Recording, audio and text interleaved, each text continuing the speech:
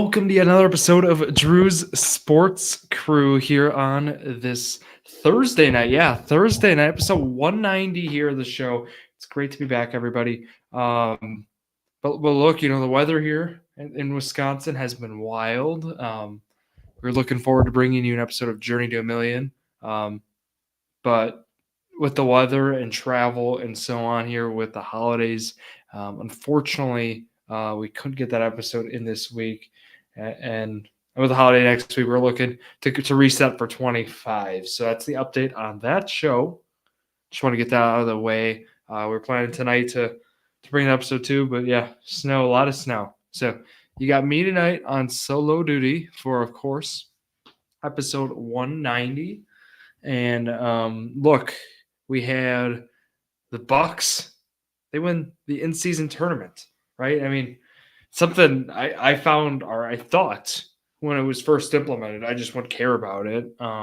Fortunately, that's changed to us now. I think the NBA Cup. I got to use the right name. I think how the NBA Cup's evolved in just 2 seasons has actually been remarkable. Credit to Adam Silver and the league really for trying to create a new concept and how it's came about and how it's grown. Scheduling stuff with only having the championship game not matter for regular season stats is it's actually impressive to only have one game where that's not the case, which has to be when you only got 2 teams left. But how they're able to just group the other teams and make actually regular season games out of it. Kudos to that. But also we'll talk through, we won't really do a Packers Sunday night recap.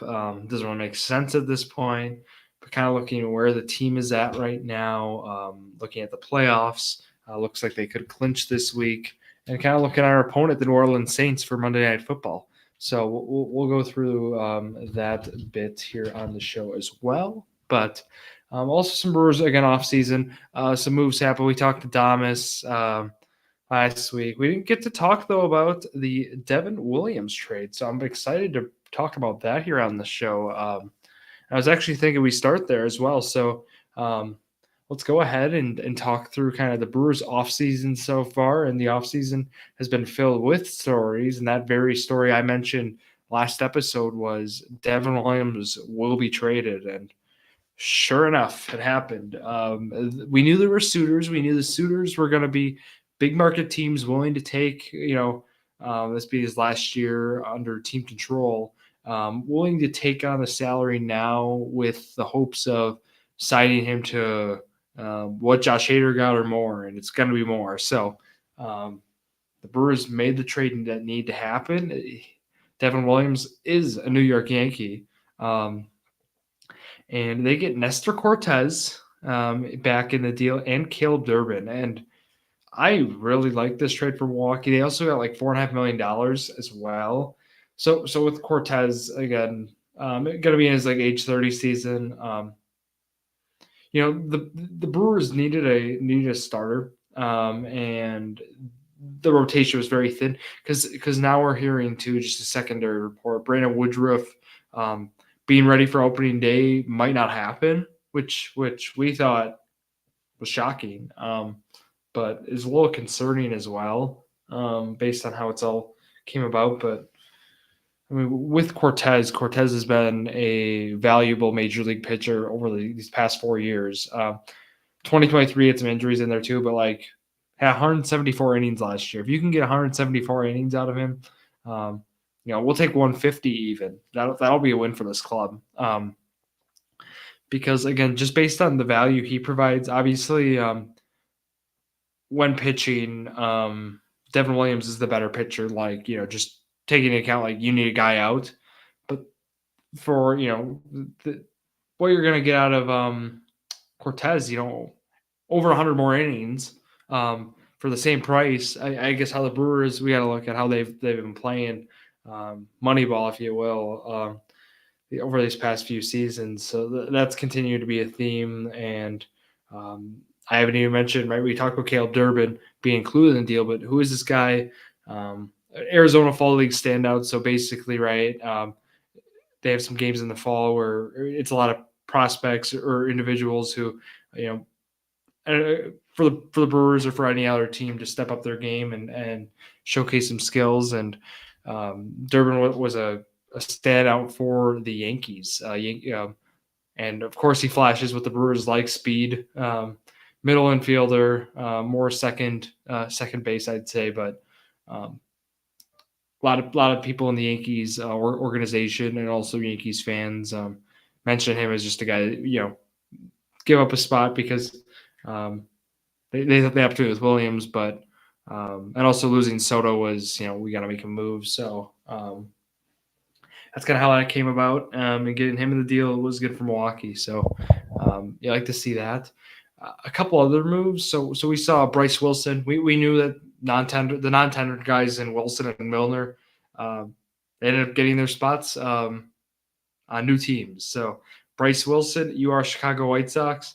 You're on that team now. And then we had Hobie Milner, Texas Rangers. That just happened today. So former Brewers finding new homes. The Brewers then solidify their coaching staff as well. Jason Lane is returning at third base. That was kind of a shock to some people, just with the nature of his performance over the past couple of years. They did get Julio Bourbon then for their first base coach. Bourbon was with Minnesota, so as a assistant coordinator of instruction. So ended up getting their first base coach there, and again, why Quentin Berry left. So I'm sure money was in there too, but also third base coach is now where he's going to be, which for some is more, you make the more important calls, if you will. So that is how that came about, and sad to see him go. But the coaching staff for 25 is finalized. It feels crazy saying 25, but the Brewers team is coming a bit together. Obviously, losing Adames stinks. They satisfy the starter need. They can maybe go out and get one more starter, I'd say. I think the bullpen, they're just going to roll with what we got right now. I can't imagine going out and signing a guy. But obviously, you look at short and third, and you see Joey Ortiz, but you don't know who's playing where. I still could see a move for a first baseman. Talk about Hoskins and trade rumors too, which I kind of get, but the Brewers would actually have to eat money in that deal or give up something with him to it's at 18 mil right now where he's at salary wise. It just thinks the Brewers took the shot they needed. But when the Brewers throw $18 million at a player, it better be, someone who works, or who works and fits the scheme, if you will. And I say it like it's football, but really, I mean, Hoskins hasn't been the guy after sluggish 24, if you will. So right now they're sitting. The Brewers are 21st in payroll, which if you asked me, is fine. Obviously you'd want to see them more in the 15. It'd be cool if they were around 15, 16, but still money to spend. I think we're gonna see a couple more moves here. So, it's really the Brewers update there on the moves, the trades.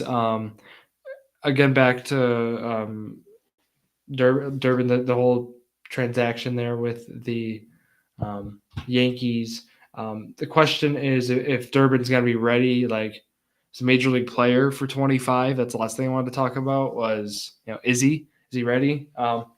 So he's been in the minor leagues, still hasn't really made his big league debut yet. So he's 24 now.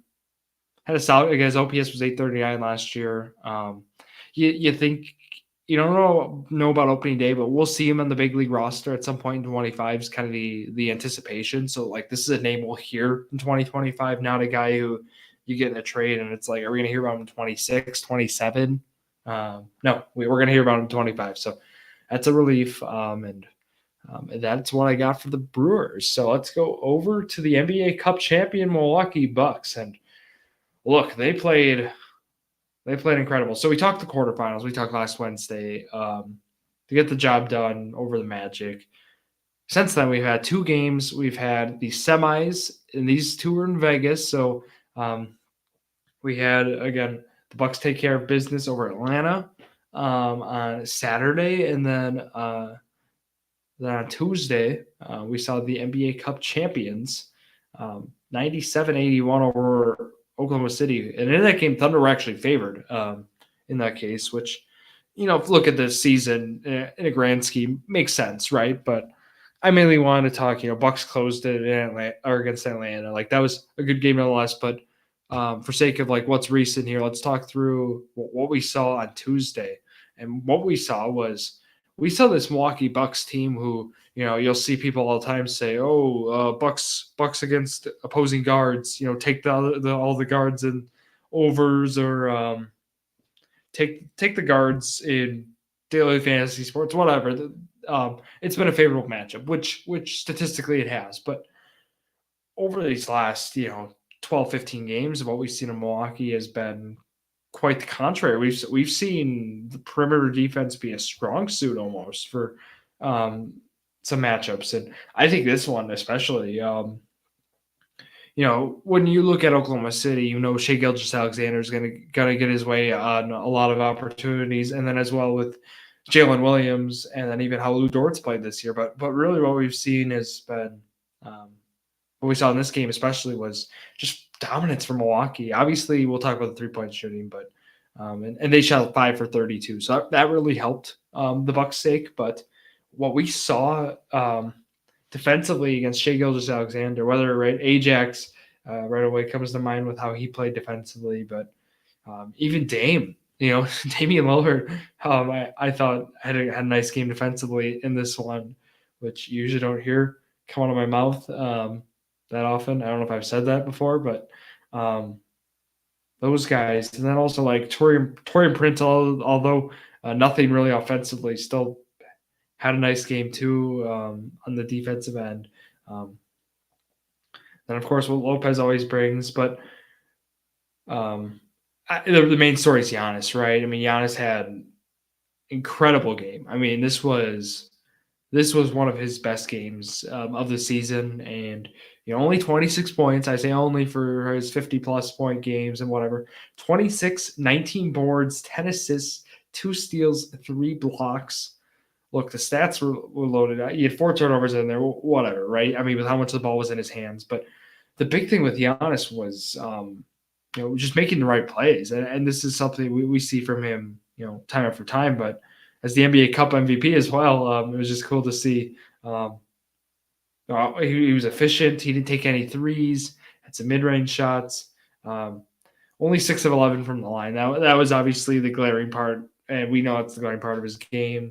But you'll totally take the game you got from him. I mean, you'd be very pleased if you got a game like that from him, and you win because of him too. So he right away stood out, and it just him in big moments, big games. Obviously, this is the NBA Cup, not the NBA Finals, but still, he just came up with big plays, and that was great to see. And the 3-point shooting, 17 of 40. AJ Green, and they're coining it. It's Derry Bird. Derry Bird's the nickname, and that's beneficial.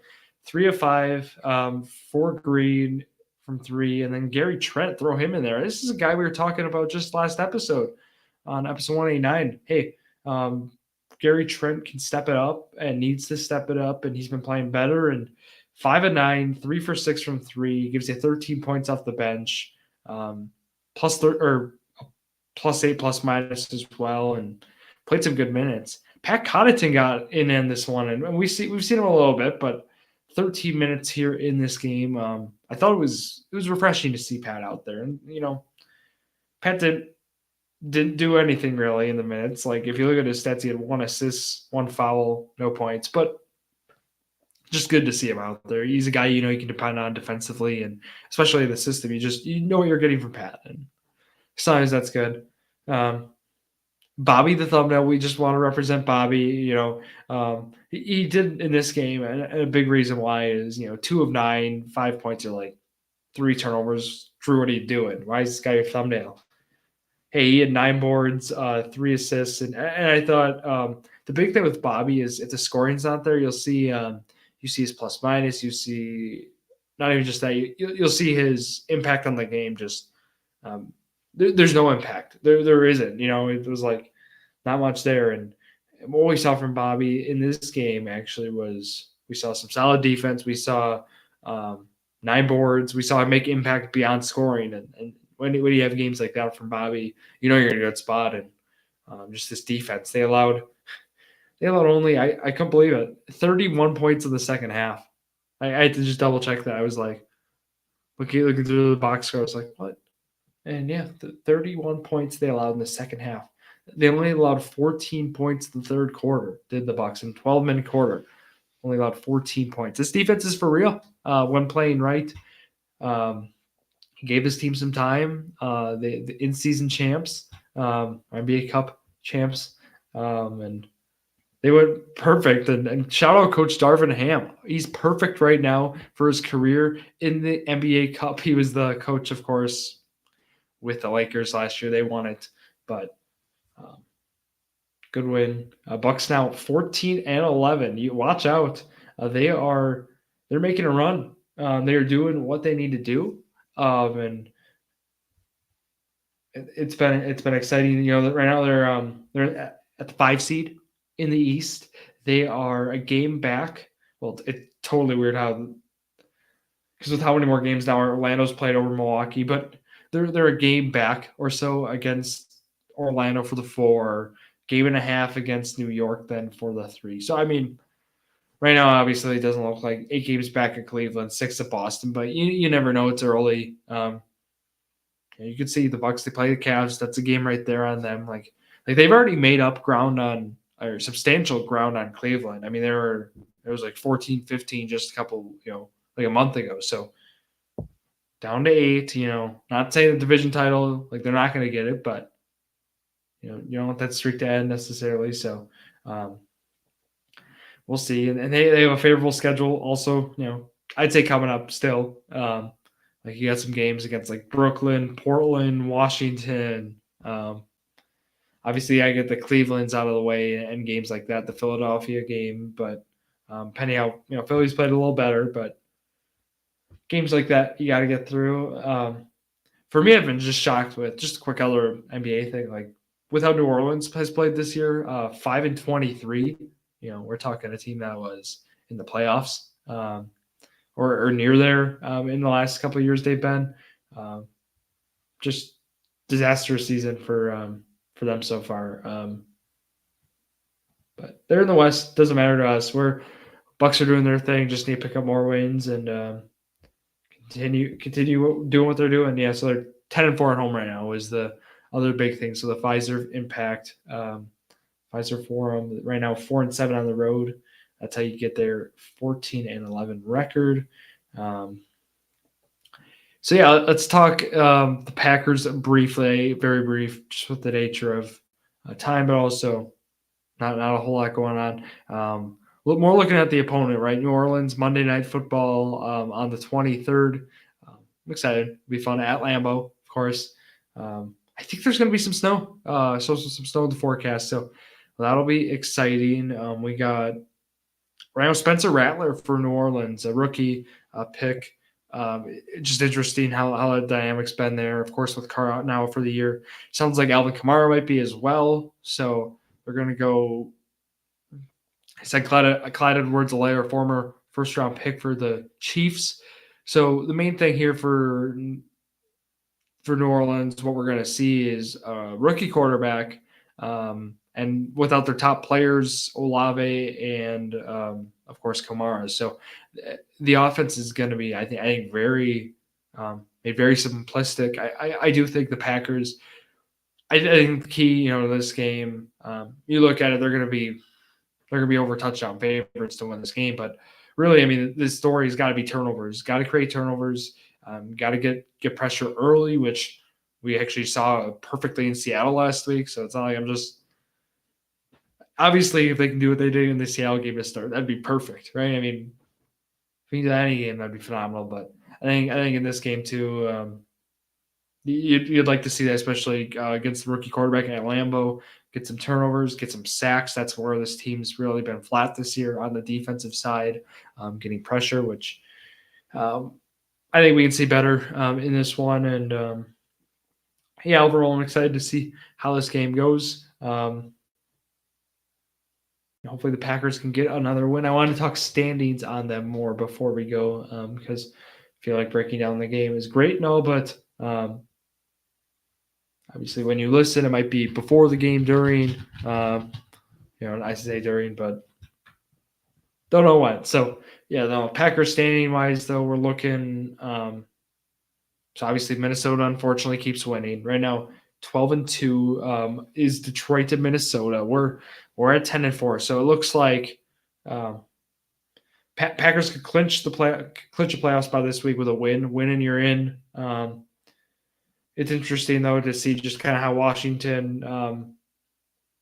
Obviously, they'd be like the reason we would clinch is because we'd still be competing for the 6th seed rather because right now, we played 14 games now. Looking at week 15, coming in and I say week 15, but really week 60, right, with the buys and stuff. But Washington 9-5 right now. We are 10-4, so a game up on them.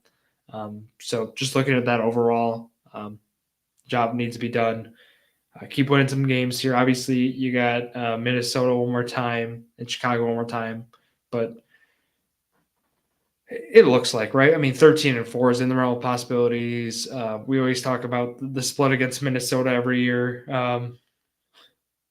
But if Minnesota loses to Detroit, I don't know. It's just gonna be weird how this is left. Teams still got Seattle left. We got Seattle away and good team, right? 8-6 now, but certainly looks like Packers could still compete for the spot with Minnesota, although unlikely. It's got to happen this week. One loss, and I mean you're banking. You're the 6th seed. You are going to be facing the winner of the South or the West, and right now that'd be either the Rams or the NFC West. West is so crowded. Let's say Rams or Seahawks, maybe Cardinals, and then the South could be the Buccaneers or Falcons. Looking like Tampa Bay right now, so we could easily see.